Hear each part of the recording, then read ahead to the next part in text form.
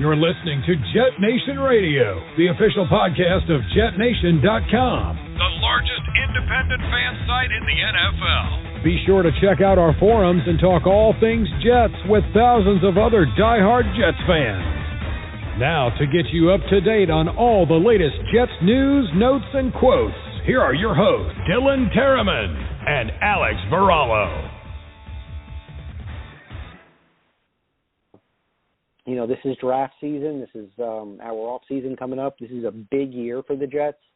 You know, a lot of the acquisitions that we've made through that Jamal Adams trade will be coming down this year. And, yeah, you know, like we said, when the trade went down, you know, this previous draft and this one here could determine on the Jets' potential for their future. So big off season for the Jets here, big draft coming up.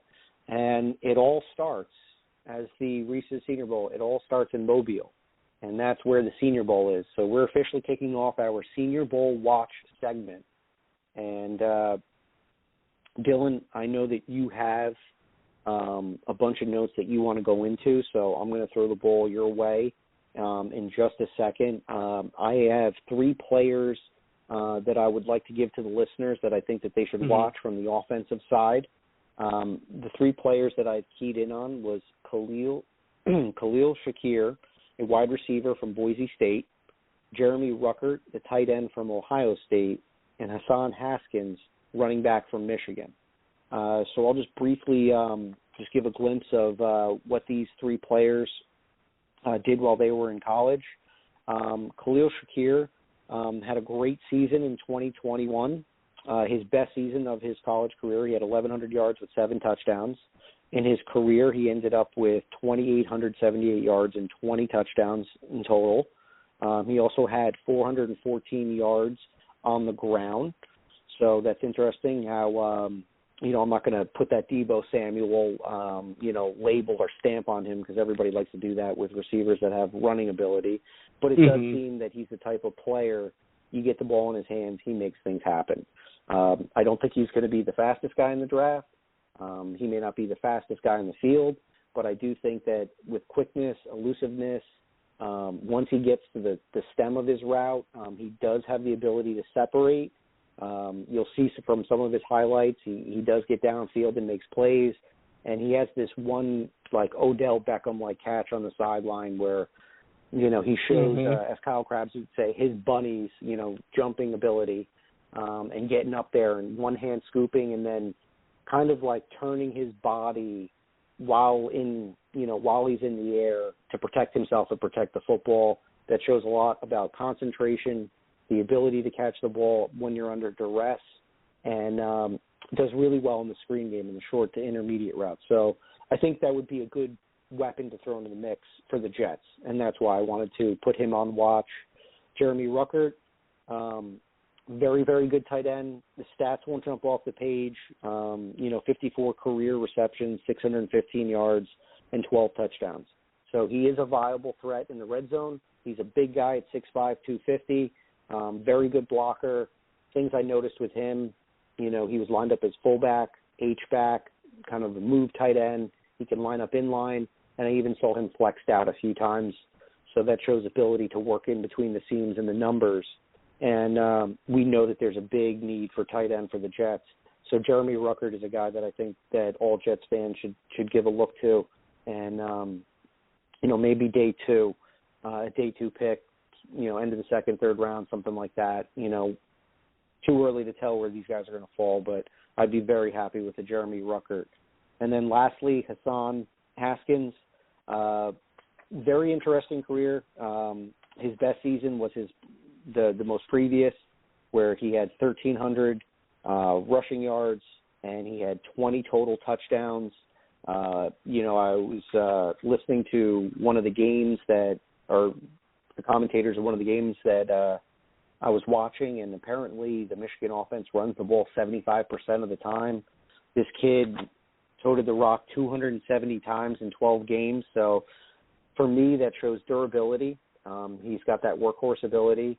I think he's around 6'6" at 220. So he's got power back, body mold.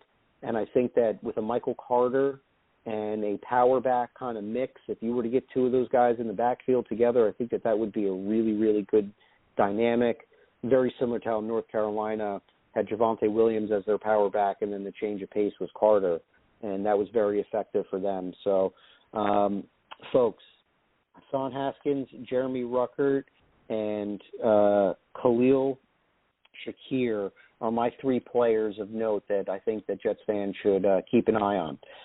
Dylan, I know you've got a lot to talk about here, so the ball is in your court, and give us a little preview on the offensive side for Senior Bowl. Yeah, I thought you did great breaking down all three of those players, and I'm really happy that you chose those three because I just chose a quick 10 players to highlight. I don't want to sit here and bore everybody and read off my notes for every single player on offense, but I chose 10, and three of mine were Hassan Haskins, Jeremy Ruckert, and Khalil Shakir because I think all three of them are talented enough and fit a mold of what the Jets are looking for in some aspect that, you know, the Jets should be able to use them how they want over the week at the Senior Bowl and really get a firm grasp of what these guys can do in their scheme. I'm going to choose to start on the offensive line.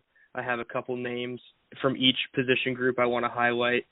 And starting with the offensive line, I have Daniel Saleh. He's the right tackle from Minnesota, and he's a mammoth of a man. He's 6'9", 380 pounds.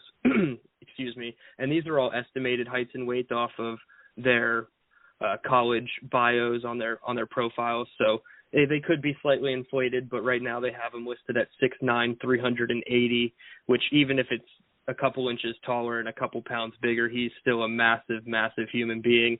He was a 4-star recruit, and the notes I have on him are massive, even in his stance. He has heavy steps to get into his pass set, but I think that he gets there fairly quickly. He's a people mover in the run game, especially when you watch his steal blocks. He'll just cut off that whole side of the defensive line and open up a big hole for runners. I think he reaches a bit. He gets a little top-heavy and starts reaching a little too much with his arms, and obviously a guy his size can get away with it to a certain degree. And then the one note I had on him was that he does not play 100% of the snaps in the game. He's frequently subbed out at right tackle. I'm not sure if that's just due to his sheer size and the stamina of not being able to play a full college game, which could be a concern at the next level if he can't, go a full 100% snaps at the NFL level. But he's somebody that's been mocked in the first round of some mock drafts that I've seen, so I thought it was very good. I thought it was smart to touch on him. Another player I have on the offensive line, another first-round guy, is Bernard Raymond. This guy's pretty much solidified his role, his stock, I should say, as a first-round player. It's funny, you look at this guy's pictures online on his profile on the website at Central Michigan, and he's all smiles, and then you turn on the film and you see every bit of 6'7", 305. He's got, I don't want to say nasty because people get the wrong, connotation with that, but this dude, he plays through the whistle. He will not stop pushing you around until the refs are blowing their whistle for multiple seconds. He's a guy that's quick into his pass set. He doesn't drag his outside foot. I think that's really good for offensive tackles in general. If you can really step into your pass set and not drag your foot behind, I think it helps get into a better position. He's a great run blocker. He has a strong anchor in the pass game, rarely loses a hand fight. He can work to the second level well. He passes off stunts, and if you watched any of the 2021 Jets, you saw that stunts and gains and twists were a headache for the offensive line for much of the season last year. So somebody that can pass off stunts really well is always a plus for this offensive line. And then a couple guys that I don't have full write-ups on yet, but I know are fan favorites. Cole Strange from Chattanooga. He's one that I'm going to watch on the interior down in Mobile and hope that he can, rise his stock a little bit. Trevor Penning from Northern Iowa. He was the tackle opposite Spencer Brown, who was a third or fourth round pick for the Bills. So he's one to watch. He's been in the first round conversation.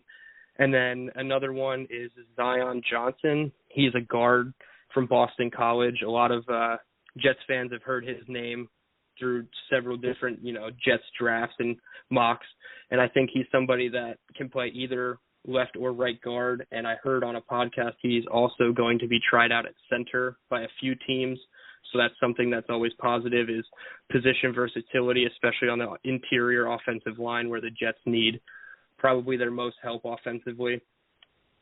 And then moving into the skill positions, we have Jerome Ford, the running back from Cincinnati. He's 5'11", 206. I watched about 6 games of his, and the main thing I came away with was breakaway speed. He took multiple 50-plus yard touchdowns. You can just tell, almost like the Braxton Berrios kickoff against the Jaguars. Once he had that lane, nobody was going to catch him. But he also has a good amount of pop and power between the tackles when he runs. He's a patient runner. He's somebody that transferred from Alabama and joined Cincinnati in the early 2020 season, so he's not even a full 2-year player at Cincinnati. But you know that he comes with the intangibles of an Alabama player, like patience, vision, elusiveness. He's also very strong in pass pro. He's not afraid to take on blockers, even if they're coming full speed downhill at him. I saw a rep where he got knocked back and he let up a sack, and he was so hard on himself. And not to say that players should be hard on themselves, but it's nice to see him, take a little bit of accountability and really step his game up from there. I don't think he allowed a sack for the rest of the game, so it's nice that he can, coach himself up, so to speak. And I also think he has a lot of good pass catching ability, reliable hands. I don't have stats on any of these guys, but he had 19 rushing touchdowns in 2021. Stats are one of the last things I look at when I scout these players because I don't want to, like we just discussed, judge the book by the cover. So I go film first, then stats. Another running back I have, Abram Smith, 5'11", 221. He's from Baylor. He's a powerful downhill runner. I think he was one of the best running backs that I watched in terms of pass protection. I saw a play where they were supposed to, it looked like a play action, and he immediately went to his assignment. The D end was coming free off the end of the line of scrimmage, and instead of faking the handoff, he just immediately went and met the defender and most likely saved his quarterback from a sack. I think he's another 3-down player, short yardage, goal line. He had minimal use in the pass game, so maybe a 3-down player is a bit of a stretch for him, but just because I didn't see it doesn't mean it's not there. And I think he can create explosive runs. And he's also somebody who is a former linebacker. So obviously the physicality is there. You see it when he runs. He's looking for contact every time. And then I'll go back and brush over Hassan Haskins, but I think he's a downhill runner. When I first wrote up my article for the Jets offense on JetNation, I thought that he could bring a little bit of the A.J. Dillon-esque role. Again, going to the Packers as a reference in their backfield with Aaron Jones and A.J. Dillon and Kylan Hill, and I thought he could play the A.J. Dillon role. And then I put on his tape, and quite frankly, I think he can play the Aaron Jones role. He contact balance, sturdy in pass pro. He's a good pass catcher, short yardage situations. He's that guy. Like you said, Michigan ran the ball a ton. I don't know, 75 sounds about accurate from the film. And this guy had 5 rushing touchdowns against Ohio State. So sure, he might not have the, top-end speed to break those big, long runs, but somebody that'll get you 20, 30, no problem. I don't mind him getting chased down if he's going to be able to do everything that I think he can bring to the table. So Hassan, a great player to highlight there. Moving over to tight end position, we're going to start with Trey Mcbride. He's somebody that Jets fans are well familiar with by now, but I think it's good to, give my take on him and allow for another angle and another perspective on this player. And he's 6'4", 240 out of Colorado State. He was only a 3-star recruit coming out, so, not highly sought after. He could play the F or the Y, and for those wondering what F and Y means, Y is in line, on the line of scrimmage, right next to the tackle. F is more of the move tight end. They line up as, off the line of scrimmage, but still next to the tackle and what some call a nub. They move across the line of scrimmage a lot. You can flex them out to the slot. So watching Trey McBride, he's an F and a Y. He can do a little bit of both. I have down he's an excellent blocker, especially when he gets to the second level. DBs and linebackers, especially corners, they don't really want anything to do with him. He lined up on the perimeter, in the slot, in line as a nub, like I said. So the fact that he's out on the perimeter, is a big, not a, I guess it would say a green flag. The opposite of a red flag is the fact that he can go all the way to the perimeter one-on-one with a player and show that he's a good enough player out there as well as inside. He's good at route running, quick release, reliable hands. And I think, I believe I said it last week, but he does all the fundamental things that the Jets like to do. Like I said, the sniffer in the split zone, we've seen that countless times with Ryan Griffin or Dan Brown or Tyler Croft, where the linebacker or the tight end, will run across the formation and try to get a block when they're doing the split zone run. And we've seen it fail too many times for my liking. So I think somebody like Trey McBride coming in and really locking down that position would be something that's worth a top 40 pick. I know he could enter the first round discussion, but I think if he's there at 35 or 38, the Jets really should pull the trigger. And then the other tight end I had, you spoke of him, Jeremy Ruckert. He's 6'5", 238 out of Ohio State. He's a 3-star recruit as well. He's a New York guy from Lindenhurst. Not exactly sure if that's upstate or towards the city, but he's somewhat of a local guy. Just like Trey McBride, he can play the Y or the F. They used him pretty much all over. He has a lot of speed off the line of scrimmage. He was underutilized, like almost criminally underutilized in the pass game. You spoke of his production, and it's not nearly what it could be, but then you get a lot of good run game film with Jeremy Ruckert as well. He really will put hands on you. He's not afraid to maul you over and put you on your back in the run game. And if you've been looking at Twitter throughout any of this draft cycle, you'll probably have seen the picture of Jeremy Ruckert wearing, I believe it was a Curtis Martin jersey on his dad's Twitter when he was a kid. So always nice to have I just got the home. Yeah, exactly. Somebody that loves the team, and you never know. Anything can happen, but somebody like that is always a great. That, right? Right, exactly. It's a great story if it were to all come together, and I think Jeremy Ruckert, like Trey McBride, is somebody that they can definitely use in all the ways that they want to use their tight ends. And then last but certainly not least, I have the wide receiver position. I'm going to start with the big dog, the one that I think most Jets fans were happiest to see on the list of Senior Bowl wide receivers for the Jets team, and that's Johan Dotson from Penn State. His hometown is Nazareth, Pennsylvania, which is roughly 35 minutes from my house, so a very local kid to me. He's 5'11", 175, yep.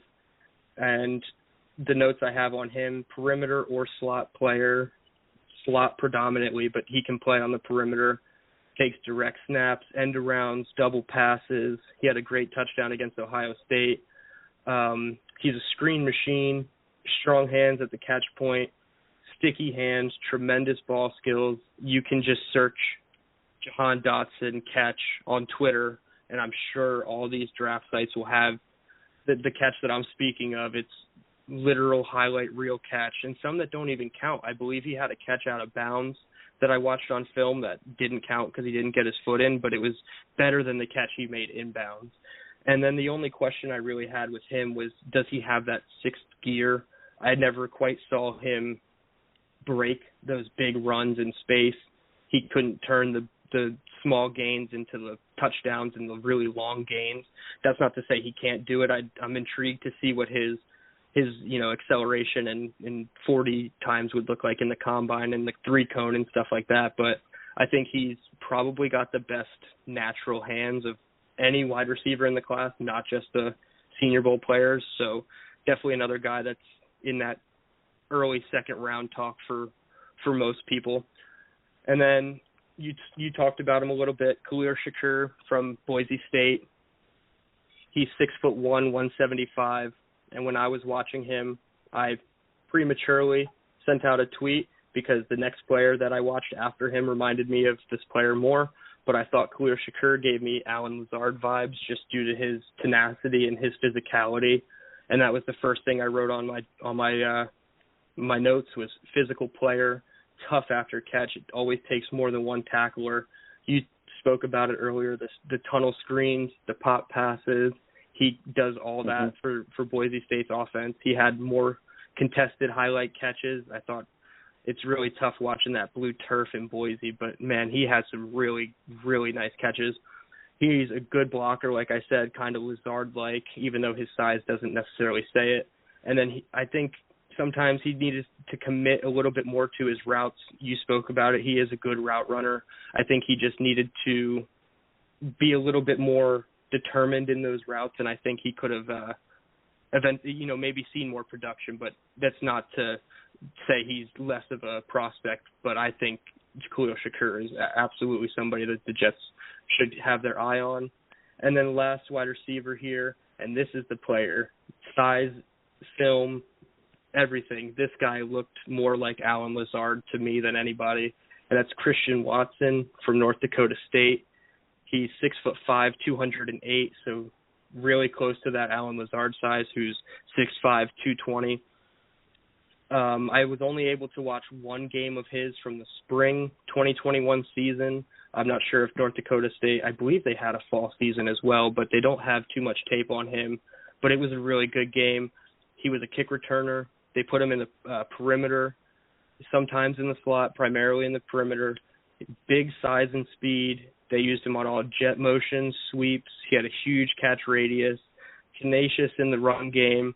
And I think if you can get somebody of that size and speed, I know we've seen it kind of fizzle out with Denzel Mims, but if this guy can, show a little bit more ability to separate at the end of his routes and become like a dominant player in that aspect of his game, I think this is somebody the Jets should not sleep on, even, late day 2, early day 3. I'm not quite sure exactly where all these guys are going to pencil in when it comes down to it, but these are all guys that right now could be potentially day 2 picks, and the Jets have 4 picks in the second round, or two in the first, 2 in the second, 1 in the third.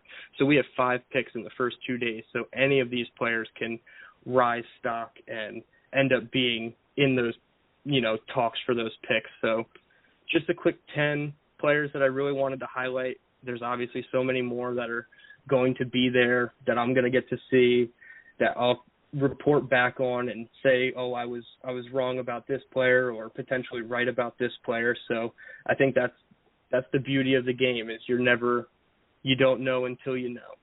So all these prospects are going to be, ones that I've bookmarked, and I'm going to keep my eyes and ears on. I can't wait to see their numbers. Can't wait to just see them in person and see what the sheer size of these players are, because obviously these college profiles lie and tell you that a guy is 300 pounds and then he weighs 272 when you weigh him. So it's going to be good to confirm the body types and the abilities of all these players.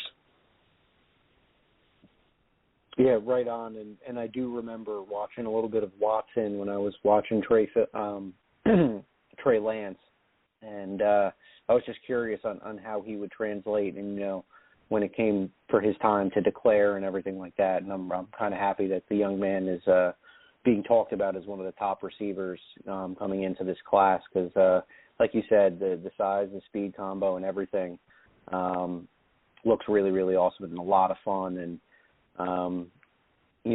who wouldn't want a player, like that? When we talk about, DK Metcalf, who we just mentioned earlier in the show, a lot of people were skeptical about the size and the speed aspect of him, and, would it all translate? And, DK went out and did a great job at the combine, and, with this season, was kind of up and down, and, much like, Seattle with Russell Wilson. So, you have to say that his production goes hand in hand with who his quarterback was.